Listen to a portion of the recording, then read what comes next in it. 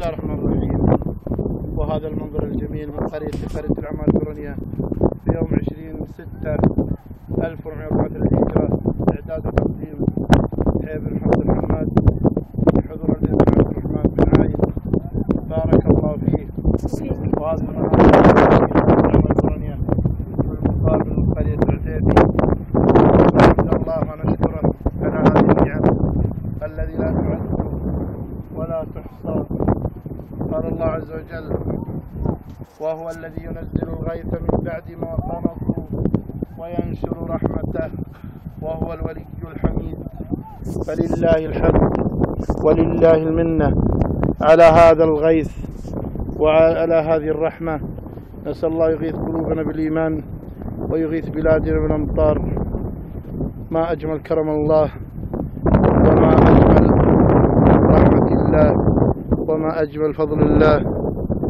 قل بفضل الله وبرحمته فبذلك فليفرحوا هو خير مما يجمعون.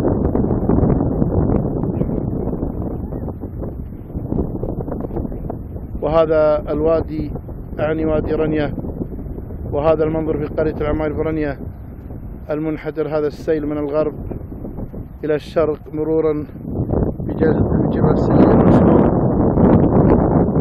ونسأل الله أن يجعل هذا الغيث غيث خير وبركة، إنه على كل شيء قدير.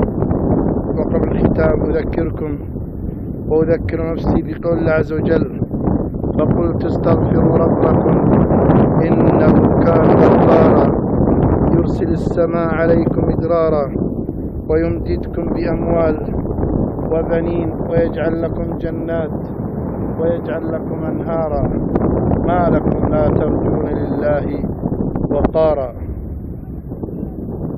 وقال عز وجل: إن الله عنده علم الساعة وينزل الغيث ويعلم ما في الأرحام وما تدري نفس ماذا تكسب غدا وما تدري نفس بأي أرض تموت إن الله عليم خبير.